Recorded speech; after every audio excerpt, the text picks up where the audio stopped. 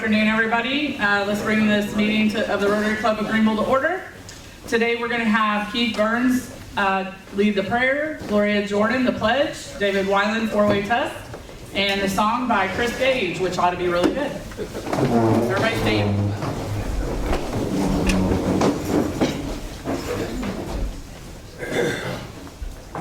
Please pray with me.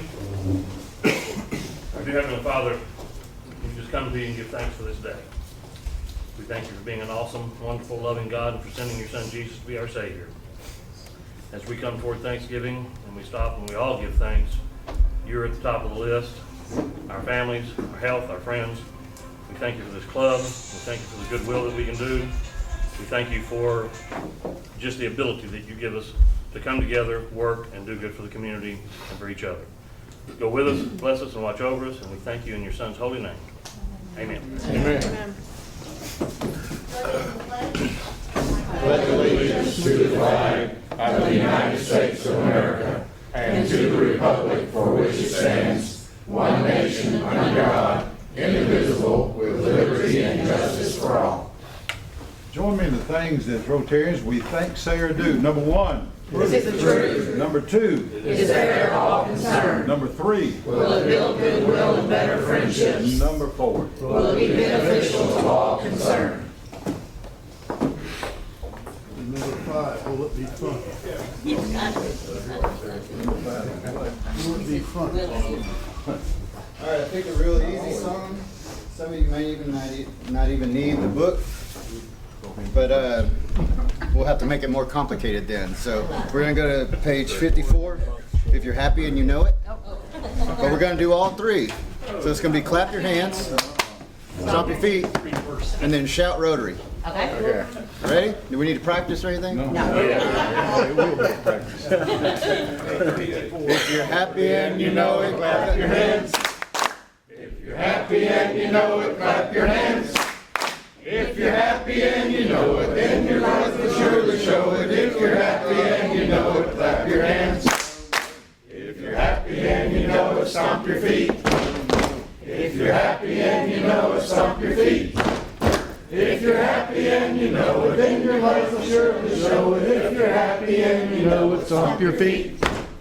If you're happy and you know it, shout Rotary, Rotary. If you're happy and you know it, shout Rotary, Rotary. If you're happy and you know it, then your life will surely show it. If you're happy and you know it, shout Rotary, Rotary. I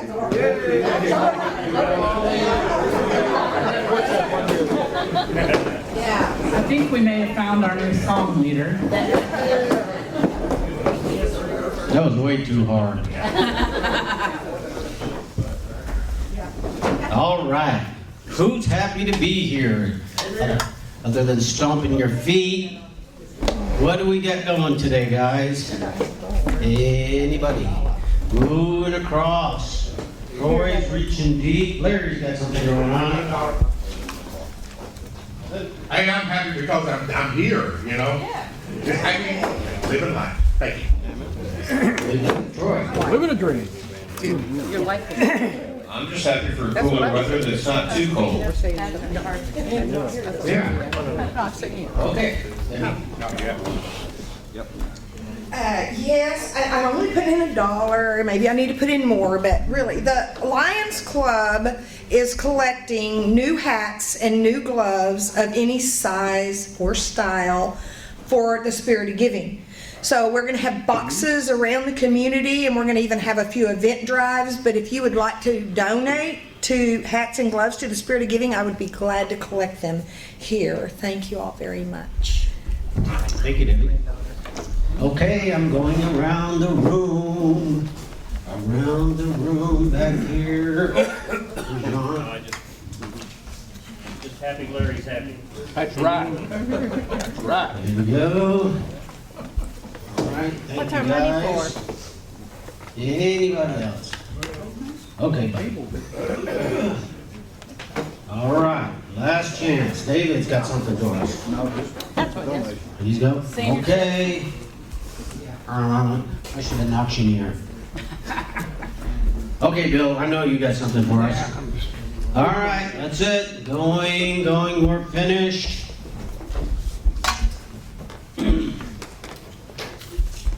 Bill, you're real close to me right now, so I'm going to let you draw the winning ticket today. There's just a handful. I'm gonna draw mine. Okay? Okay. Go ahead, holler it out. Oh, yeah. Who did call it, Tom? 859. 0. 6. 3. I got it. I do. Larry, he bought 85 tickets. Okay. All right. Now let's see a winner. Yeah, let's be a winner then. Bring me a deck of cards. I'm a winner. Larry Mays. Well, we go I'm gonna roll now. I'm still happy. Oh, I put them on the table. Okay. And I'm still happy. Might be happier.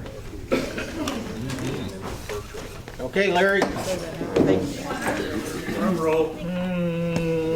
That's right there. Right before we went on something. It's 6 of spades. 6 of spades. All right.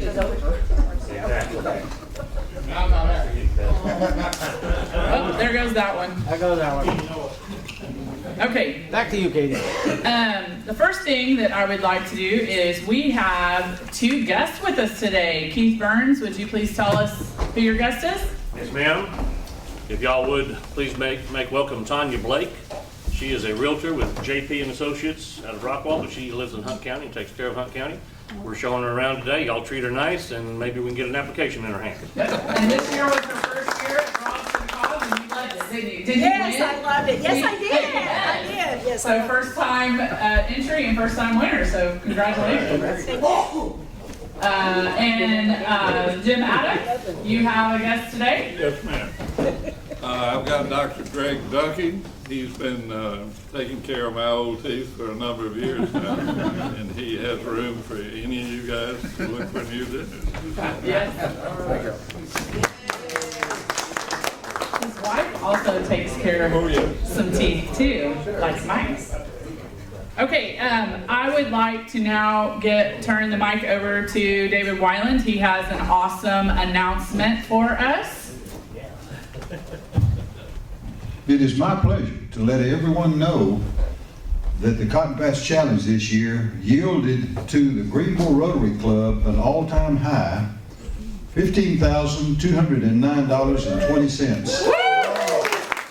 Now, that was not just the Greenville Rotary Club's efforts. There was tremendous effort by Caravite is helping us put it on.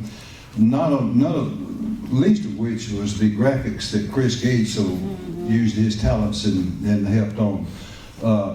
Don McBride, Tim Dooley, Dr. Jim Sandin, Bill Ralston, many people participated in this in planning and putting it on. But this, ladies and gentlemen, is our biggest yield in any of our 3 major fundraisers, and it can only go up. It's great pleasure I gave you this information. David, that means we've broken 2 records. Which, 2 records, that's one, what's the second one? The Haunted Oh, the Haunted Landmark, excuse me. Their record. Well, we got the Chili Fest coming up February the 28th, I think, but we'll have another banner year. And it just means we give away more money. That's right. More children, more charities that we can have. That's right. Okay, a couple of announcements, and then I'm going to invite Bill up here. Next week, no meeting. It will be the Wednesday before Thanksgiving, so stay home and cook. Tomorrow is our business after hours event with the Chamber of Commerce, so please make sure that you are here. We need all of the help we can get. If some of you can be here around 2 to 3 o'clock to help set up, we need, we're gonna have tables set up in here. We're gonna have the food over here. So I need help with getting tables set up and getting them decorated. I need help with getting the food out. So we need all the help we can get tomorrow around 2 to 3 o'clock, please, here before our business after hours. And then of course, we're gonna have a lot of fun tomorrow night. Were we supposed to wear Rotary t-shirts? Yes, Rotary t-shirts. Any t-shirt that you We have. have all those blue ones in there if we need it. Yes, and if you don't have one, we have a box in this room back here. So if you don't have a Rotary t-shirt, let me know today and we will get you one of the blue Rotary t-shirts. Okay, Bill, you're up.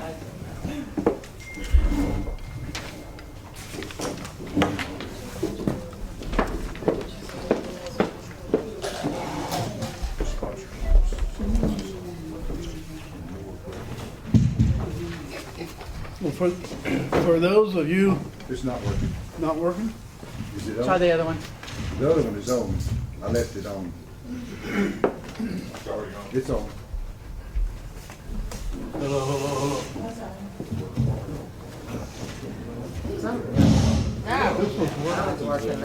This one's working now. I left on each table a copy of the current statistics of the Greenville Rotary Club with respect to the Rotary Foundation. Now, this is not the first time you've seen it, but many of you weren't here for the first meeting in November, and so this is a second opportunity. Rotary Foundation lists on the bottom of that the 6 areas of focus: preventing disease, providing clean water, supporting education, growing local economies, saving mothers and children, and promoting peace.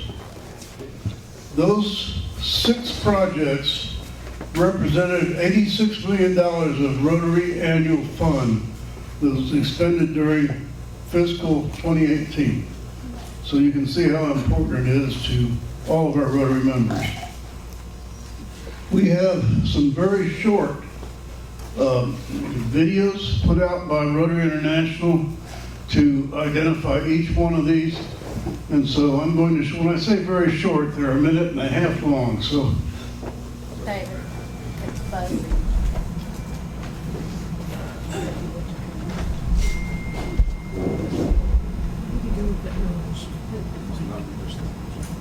But he's not there.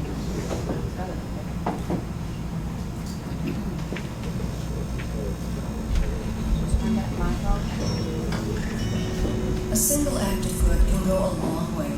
It can cross oceans, cure disease, and create equality. As members of Rotary, we are people of action, and our actions have the power to speak loud and clear.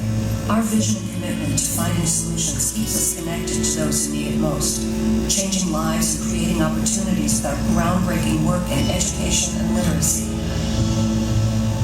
There are more kids enrolled in school now than at any other point in human history, which is why supporting teachers is key. In classrooms, our innovative approach creates critical thinkers and big dreamers with the skills to achieve. Our global grants train teachers to use materials, new methods, and technology to inspire and energize students of all ages. We believe education has the power to lift families up, make real change, modify behavior, create healthy habits, and open minds. We believe that education creates security and safety in families so they can support, provide, and make informed, empowered decisions. Your contribution keeps students far and wide connected to a world of good. Every donation is an action that speaks volumes across classrooms, communities, and continents. Because the distance between an act of good and the lives it touches isn't as vast as you might imagine. Learn how you can support the cause that means the most to you.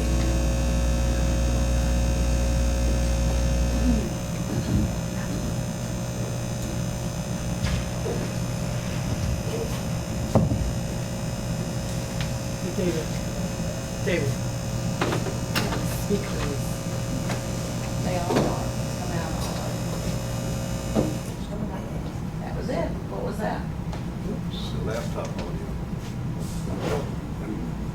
why don't we go on with the other stuff?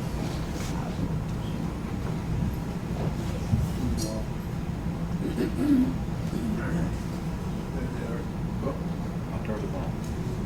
Do the next step. Okay. That's it. Well, we'll see the rest of them at a later meeting. Not next week, though. It won't be next week.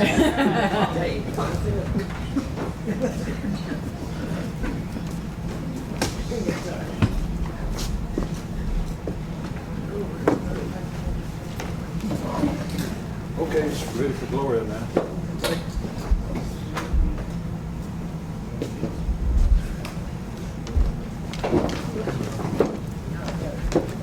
Okay, our program today, our class is classification talks, and 3 people have volunteered.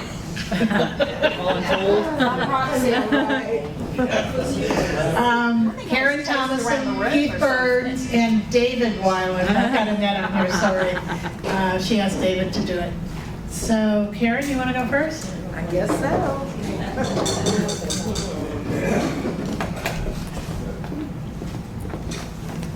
Well, I guess most of you know that Mid-South Bank just recently merged with Hancock Whitney, which is a bank out of Gulfport, Mississippi. So I told them, I'm like, this is really not a good time to talk about my career because it's not good right now with all the changes. But hey, it's better than not having a job. At Hancock Whitney, I mean, it's a bank just like any other bank. We all do the same. We have commercial loans, small business loans, personal loans. If you are a Saints or a LSU fan, you can get a debit card because we are the official bank of the New Orleans Saints and LSU Tigers. Some people like it, some people are like, you don't have Cowboys? I'm like, no. So, but I guess I was thinking about talking today because I had a dream that a friend of mine got an LSU card and all the football players came and asked me for one from LSU. And I'm like, dang, that's when you got too much on your mind. But it is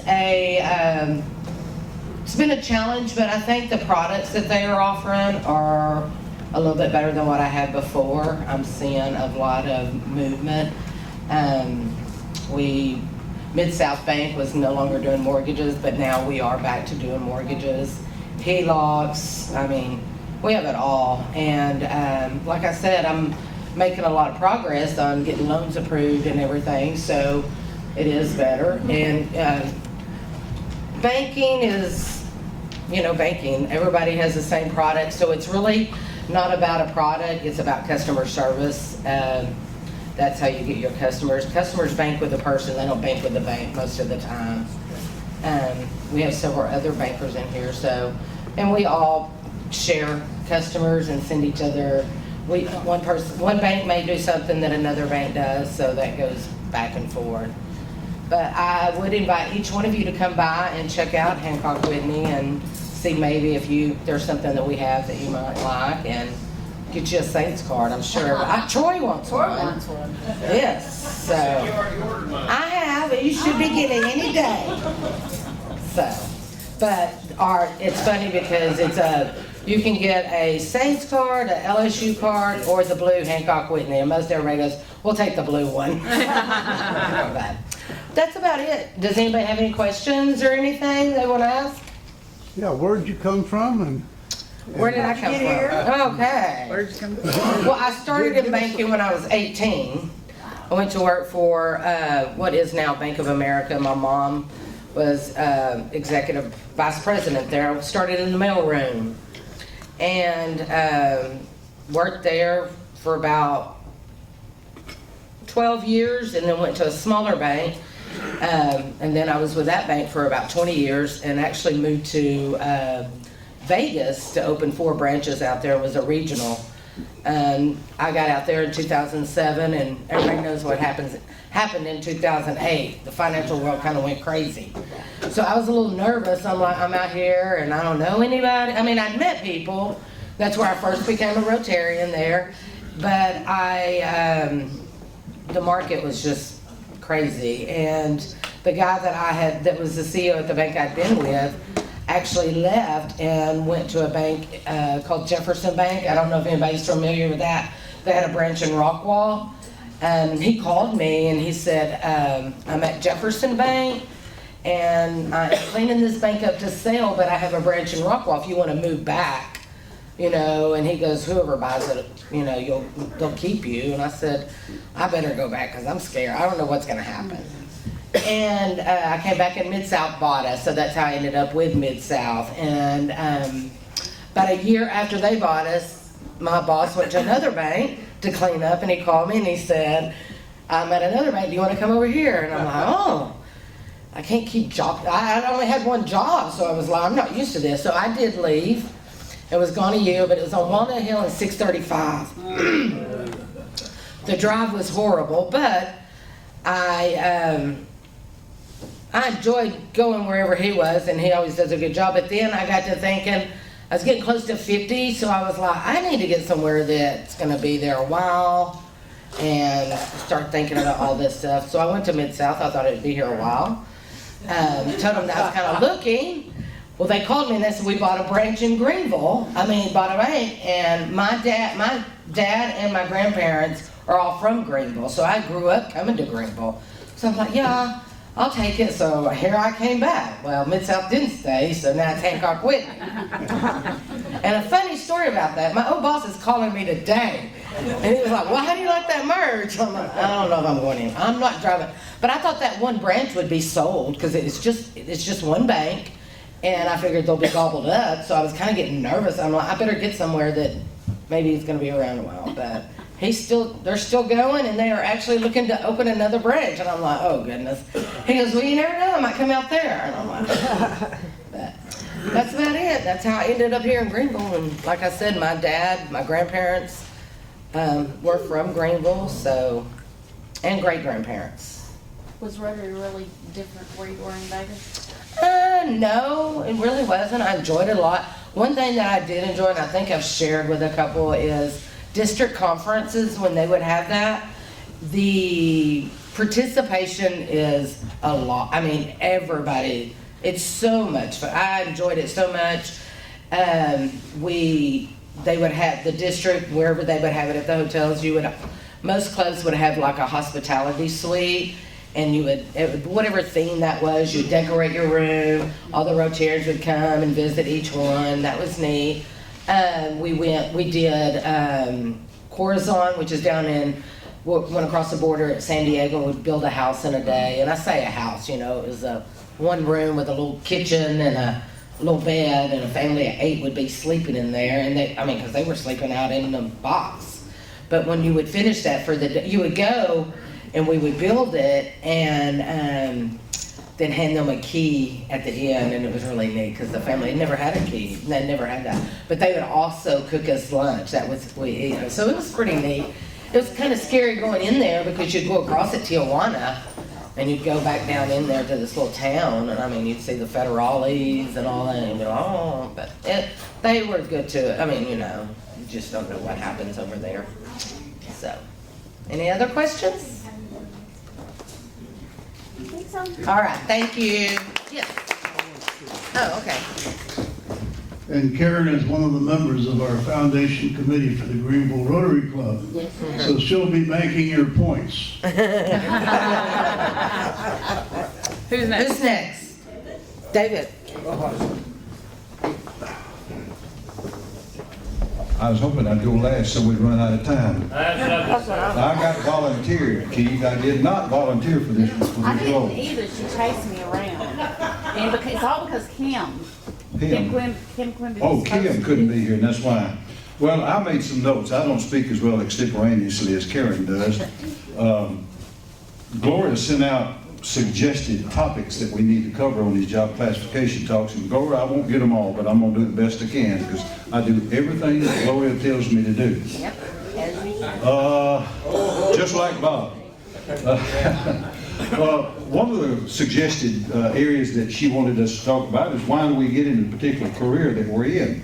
Well, my answer to that is that Annette and I got married in 1997, and we both had real jobs at that time, and quite frankly, we make more money than we make now.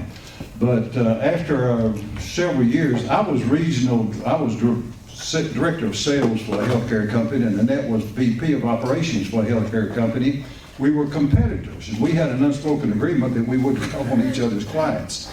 Our bosses didn't know that, but it was just unspoken thing. We didn't tell them. It was just a private agreement that we had, and that way we didn't get into real conflicts. So each one knew what the other one did. I guess they had their eyes on us all the time. But we were living in a small waterfront home on Lake Tawakoni that Annette owned at the time we got married. And our jobs required weekly travel. I had it was not unusual for me in a week's time to take 4 to 6 commercial airline flights and rent 3 different cars in 3 different locations, and Annette traveled that way too. And being newlyweds and kind of caring for each other, we wanted to be together. And so real estate was our choice of changing our careers. And Annette went first, started in Quinlan and did exceedingly well. And then she said, David, this is it. Let's do this. We'll never make as much money as we've been making, but we'll be together. So I agreed to do that. And we became realtors in 2002 and have been at that full time since that time. We began our journey to get our license, and Annette scored extremely high on our realtor exam and set the bar really, really high. Passed first time, there's about a 60% fail rate first attempt. She passed it first time. So she set the bar real high, and I passed it first time, and she beat me by a couple of points on the score. And she does on every test that I just can't do it. But real estate is an extremely diverse occupation. Let me back up. We wished that we had done this at the very beginning of our careers. I was in healthcare and she was in medical transcription prior to that. But real estate it's a broad business base. We've got brokerage, we've got appraisals, property development, property management, apartment leasing, title and abstracting, counseling, education, finance. Troy knows about that now. And surveying. And generally in the United States, there's 7 sources of law that affect the ownership and the transfer of real estate. First, the U.S. Constitution, federal laws, various regulations by various commissions created by Congress and all state agencies, state constitutions, local ordinances, and court decisions. All those affect the real estate. Now, the primary purpose of the U.S. Constitution and the individual state constitution is to establish the rights of citizens and delineate the limits of governmental authority. For example, the 14th Amendment provides civil rights protections that serve as the basis for the federal trade and fair housing legislation. And homestead and community laws are decided by the state constitution, not the federal. But a few comments first about the real estate law, license law. Because real estate brokers and realtors, such as ourselves, handle great, sometimes large sums of money for people, sometimes the largest sum that anyone ever borrows or involved in any transaction. There was obviously a need to regulate and protect the public from fraud, dishonesty, and malfeasance of funds and incompetency. So all states, including DC and all Canadian provinces, have passed laws to protect the public and brokers and salespeople. And the first Real Estate License Act was in California in 1939. The first Real Estate License Act in Texas was in 1949, and it was called the Texas Real Estate Dealers Act. Following that, in 1949, the Texas Real Estate Act came about, and that's the one that governs our practices now. And it's administered by the Texas Real Estate Commission, TREC, and we affectionately call it TREC. So what do you have to do to become a licensed real estate agent in the event that you want to do that? Well, you've got to be 18 years old, a resident of Texas, and by the way, all of us that have license are licensed to do business in the state of Texas. It's not just limited to one particular area or county. You have to pass a criminal background check and submit to digital fingerprinting. And you have to take courses. There's something over 200 hours of real estate courses you have to take if you've never been to college. If you've been to college, it's about 180 hours, and you just submit your transcript, and it doesn't matter if you've got an associate's degree, bachelor's degree, master's degree, or a doctorate. Just submit that transcript, and I've not heard of them disapproving any of it. You have to pass an exam, and all those courses are geared toward you passing the exam. When you pass the exam, you really don't know how to sell real estate. And there's many other professions the same way, and I know the insurance business is that way too. All your courses are geared to pass the exam, and you have to get with someone who agrees to tell you how to really do the job. Real estate agents can't work unless they're sponsored by a broker.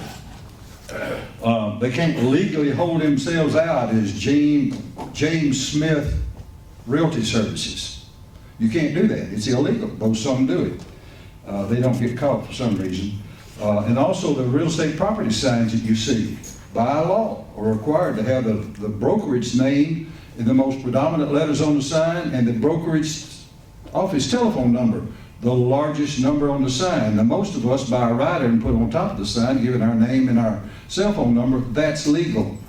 But what do you have to do to become a broker? Well, you've got to be a practicing real estate agent for a minimum of 2 years, take another 600 hours plus, and pass that comprehensive exam, and it's not a gimme. It's got a lot of stuff in it. And then what do you have to do to become a realtor? Now, I've been using the term real estate agent. You can be a real estate agent and not be a realtor. To become a realtor, you have to join a local board. The one here locally is called NTREIS, N-T-R-E-I-S, stands for North Texas Real Estate Information Services. And to join that, you have to subscribe to their code of ethics. And when you do that and take the courses, you become a member then of the Texas Association of Realtors and the National Association of Realtors. And by the way, realtor is a 2-syllable word. The one so most often mispronounced is realtor. That is incorrect. Realtor is a trademark owned by the National Association of Realtors, and you have to, when you write it, you're supposed to write it in all caps, all uppercase. So, all real estate agents are not realtors. You can be a real estate agent and not have access to the multiple listing service. I wouldn't do it, but there are some that do. And we have to have continuing education, as you can imagine. The first 2 years after becoming a real estate agent, you have to do 30 hours of continuing education, and thereafter you have to do 15 hours every 2 years, 9 hours of which are required to be legal and ethics courses. And just real quick, what do you own when you own land? I'll give you some basic definitions. You own the earth's surface of that described parcel that you own down to the center of the earth and the air above the land, including the trees and the waters that may be on it. So that's land. So what is real estate? Real estate is land plus the permanent man-made additions, mailboxes, fences, landscaping. All of those are part of real estate. What is real property? I'm going back to my principles of real estate, even 1 or 2 now when I drug up this stuff. It's real estate plus the bundle of rights. The bundle of rights that you have when you own real estate, first is legal rights of ownership. Second is a right to control that property within the framework of the law. Next, you have the right of exclusion. That means no trespassing. It's yours. You don't have to allow anyone on it. And you have the right of possession, and you have the right of disposition. That means you can sell it. And you have the right of enjoyment, which means you can use it in any legal manner. That's the real estate bundle of rights. Now, one of the courses that we take in real estate of becoming realtors is called law of agency. That determines who we legally represent when we're involved in a transaction, whether I'm showing you property or listing your property. The Texas Real Estate Commission only has 2 definitions. You're either a client or you are a customer. And a client, we have a fiduciary responsibility to do everything in their best interest. Everything. Negotiate everything. Tell them you may be showing property that you have listed or your agency has listed, and someone says, well, I want to offer 100, but I'll really give 120. Well, that's your listing, your office listing. You have a legal responsibility to tell the owner of that property what you overheard. That's what you're supposed to do. Now, the second character that you can work for is called a customer. And that could be that person you're showing the property to if it's your listing. And to that customer, you owe honest and fair treatment and revelation of any known material defects. You can't even recommend a price to them as to what they may offer. And we walk a fine line on that, and I can tell you we go to great lengths to make sure that we do all of that correctly. We also have to be aware of the Fair Housing Act of 1968, which makes it unlawful to discriminate. And we have to be very careful there. And the anti-sexual discrimination was added as a protected class by the Housing and Community Development Act of 1974, and then in 1988, the amendment to the Federal Fair Housing Act of 68 added people with handicaps or disabilities. So I've got more, but I think I've said enough. And we've got another person to come. And Say real quick about. oh, I do want to say something about pricing trends real quick before I stop. I get asked all the time, how's the real estate market? Well, it's good. It's very good. And it's been good for 4 years plus. Why? Unemployment's at an all-time low. Lowest it's been in 50 years. In fact, I read yesterday it's 3.5%. That contributes. Inflation is down. Interest rates are remaining low. And all that contributes to a robust market, doesn't it? So it's really good. So how good is it? The most real, I looked this up yesterday on a report function on the MLS service. The most residential sales in Hunt County in the last 12 months occurred during the month of May and June. We have an up and down business. We know that. We're like squirrels. We make our money in the summer and bury the nuts and dig them up a little bit during the winter. There was 135 closings during the month May and June in Hunt County. The second highest months were August and September with 130 closings. So we're entering a slowing down period, and we see it. The phone doesn't ring as much as it did, and on and on. But I just want you to know that real estate business is very good, and if you have any notion of buying or selling, contact the realtor of choice. We're not the only ones that know what we're doing. There's some good realtors in this town. Okay?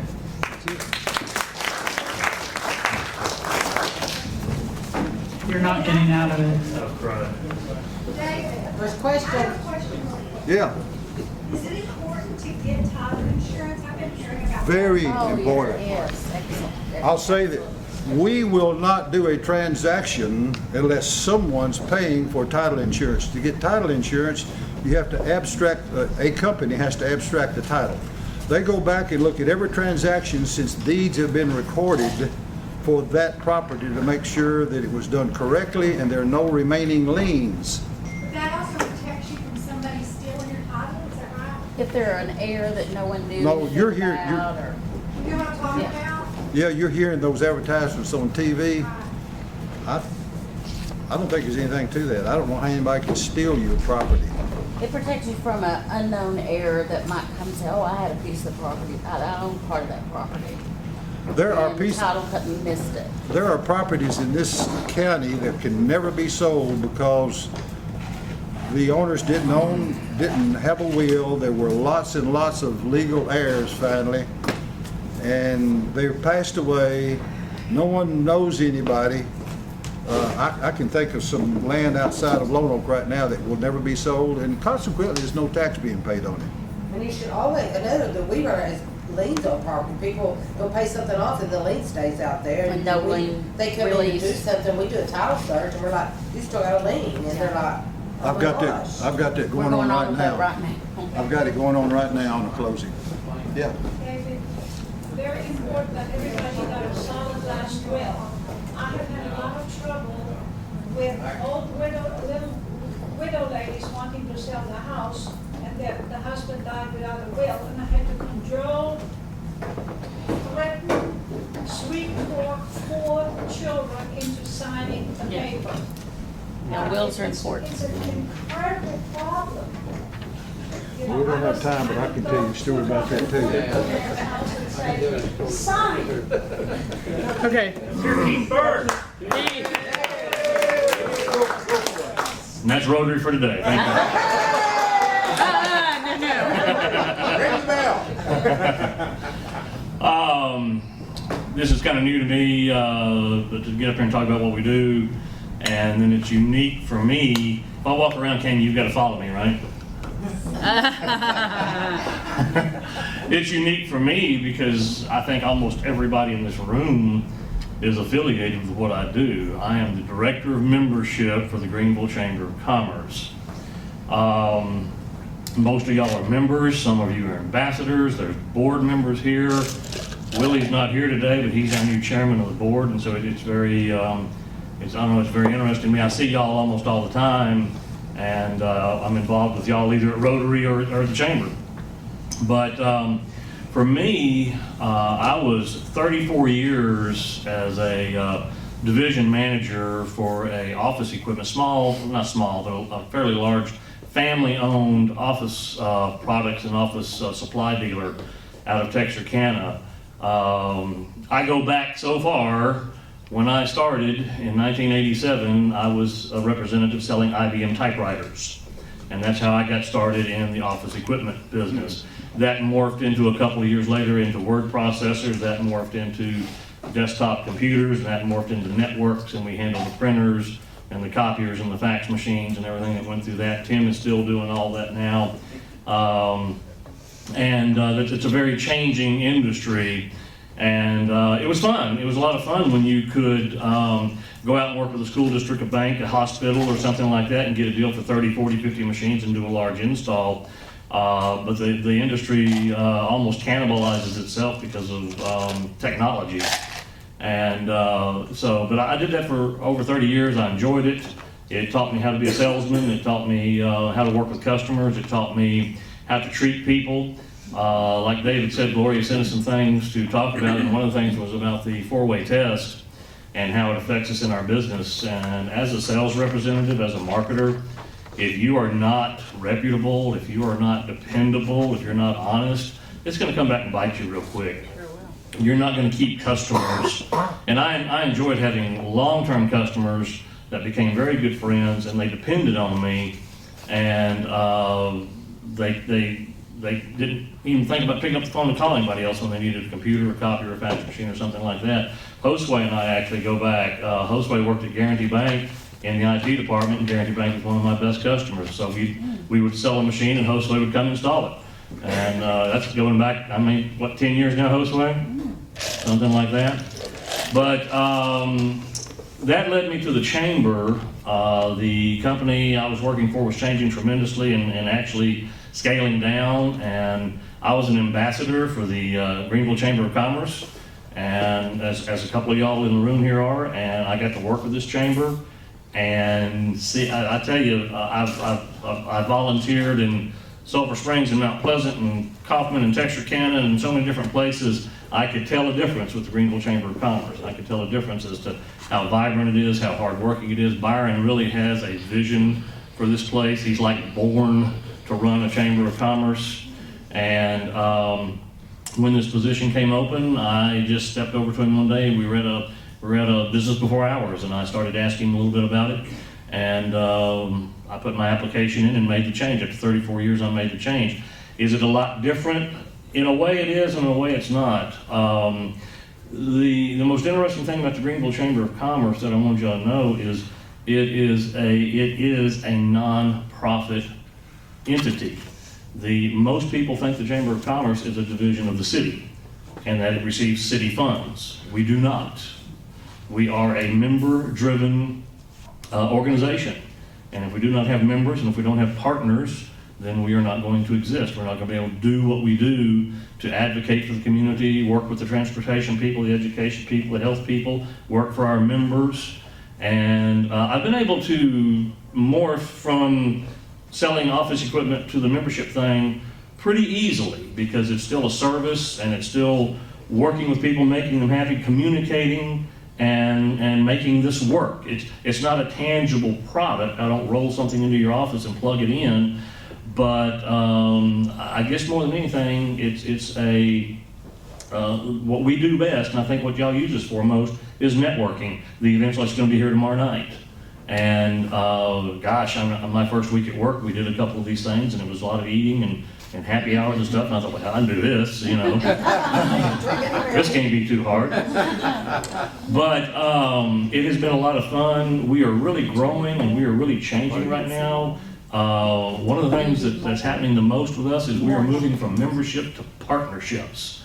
And we have a lot of people in this room and a lot of people in this town that are stepping up and becoming a bronze member, a diamond member, a gold member.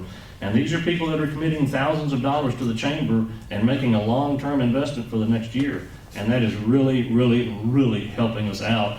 And you can see the growth. I'm originally from Dallas, Texas. I was born and raised in Dallas. I went to Bryan Adams High School. I went up to the University of North Texas and finished there. I've been around this area my whole life. My family lived in Texarkana. I was constantly coming and going through Greenville, whether I lived in Dallas or lived in Denton. I was constantly coming through here. I knew it very well. I'm 63 years old next week, and I've been going up and down this road around here a lot. I've seen these changes. I've seen what's going on around here. I remember when Rockwall was this big. I remember, for me, the end of the world was Mesquite, Texas. I mean, Dallas stopped at Mesquite, you know, and now it's knocking on our door. It's knocking on Greenville's door. You can see it, you can feel it, and you can feel the difference here in this town. I've been in Greenville, I've been in Lone Oak 4 years. It has a nice small town feel to it, but everybody here, I think we almost consider ourselves a part of the Metroplex. If we're not, we bump up against the Metroplex. And we have to act like it, think like it, and market ourselves like it. I can feel that change coming with the chamber, you know. So I think time's up, and unless y'all got any questions, I'll be done.